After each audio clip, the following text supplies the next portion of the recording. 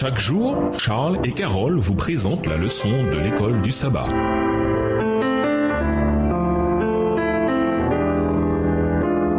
Bienvenue dans votre émission. Dieu nous parle. Nous voilà à la leçon de lundi, nouvelle et renouvelée. Comparons Hébreux 8, les versets 10 à 12 avec Deutéronome 6, les versets 4 à 6, Deutéronome 30, les versets 11 à 14 et Jérémie 31, les versets 31 à 34. Que nous enseignent ces textes sur la nature de la nouvelle alliance? Hébreux 8 et versets 10 à 12. Mais voici l'alliance que je ferai avec la maison d'Israël. Après ces jours-là, dit le Seigneur, je mettrai mes lois dans leur esprit, je les écrirai dans leur cœur et je serai leur Dieu. Et ils seront mon peuple. Aucun n'enseignera plus son citoyen, ni aucun son frère en disant « Connais le Seigneur », car tous me connaîtront depuis le plus petit jusqu'au plus grand d'entre eux, parce que je pardonnerai leurs iniquités et que je ne me souviendrai plus de leurs péchés. Deutéronome 6, les versets 4 à 6. Écoute Israël, l'Éternel notre Dieu est le seul Dieu. Tu aimeras l'Éternel ton Dieu de tout ton cœur, de toute ton âme et de toute ta force. Et ces commandements que je te donne aujourd'hui seront dans ton cœur. Deutéronome 30, versets 11 à 14. Ce commandement que je te prescris aujourd'hui n'est certainement point au-dessus de tes forces et hors de ta portée. Il n'est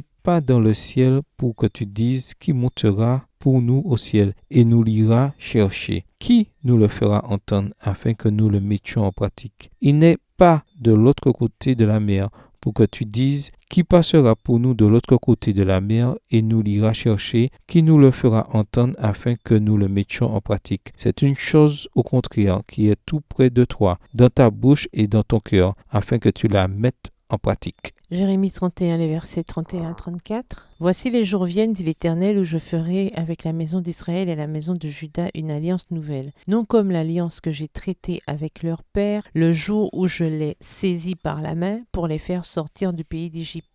Alliance qu'ils ont violée, quoique je fusse leur maître, dit l'Éternel. Mais voici l'alliance que je ferai avec la maison d'Israël après ces jours-là, dit l'Éternel. Je mettrai ma loi au-dedans d'eux, je l'écrirai dans leur cœur et je serai leur Dieu, et ils seront mon peuple. Celui-ci n'enseignera plus son prochain, ni celui-là son frère, en disant « Connaissez l'Éternel, car tous me connaîtront, depuis le plus petit jusqu'au plus grand, dit l'Éternel, car je pardonnerai leur iniquité et je ne me souviendrai plus de leurs péchés. » La promesse d'une nouvelle alliance dans Hébreux renvoie à Jérémie. D'après Jérémie, la promesse divine d'une nouvelle alliance était en réalité un renouvellement de l'alliance qu'il avait conclue en premier avec Israël à travers Moïse. Jérémie 31, versets 31 à 34. On pourrait donc avancer que Jérémie 31 ne parlait pas d'une nouvelle alliance au sens strict, mais d'un renouvellement de l'alliance d'origine avec Israël. En fait, le terme en hébreu pour nouvelle, Hadasha, peut signifier aussi bien renouvelé que neuf. Le problème avec l'ancienne alliance, c'est que le peuple la brisa. Hébreux 8, les versets 8 et 9. L'alliance n'était pas défectueuse, mais le peuple, oui. Si Israël avait vu à travers les symboles le Messie à venir et mis sa foi en lui, l'alliance n'aurait pas été brisée. Cela dit, pour être honnête, il y a eu beaucoup de croyants tout au long de l'histoire d'Israël en qui les objectifs de l'alliance s'accomplirent, des croyants qui avaient la loi dans leur cœur. Psaume 37, le verset 31, Psaume 40, le verset 8, Psaume 119, le verset 11, Ésaïe 51, le verset 7.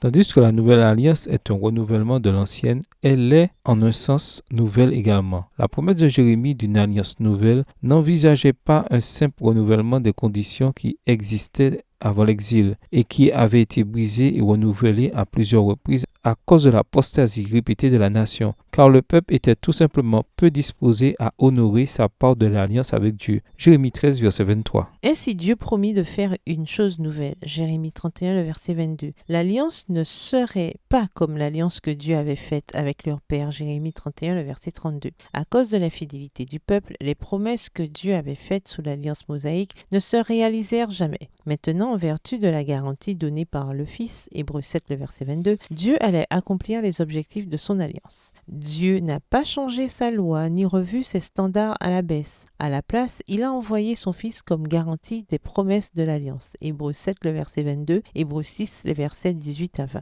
C'est pourquoi cette alliance ne comporte pas de malédiction. Elle ne comporte que des bénédictions, car Jésus l'a accompli parfaitement. Lisons 2 Timothée 2, verset 13. Que peut-on apprendre de la fidélité de Dieu envers son peuple et envers ses plans quand on considère nos relations avec autrui et nos plans? 2 Timothée 2, le verset 13. Si nous sommes infidèles, il demeure fidèle, car il ne peut se renier lui-même. Au revoir. Et à demain si Dieu veut.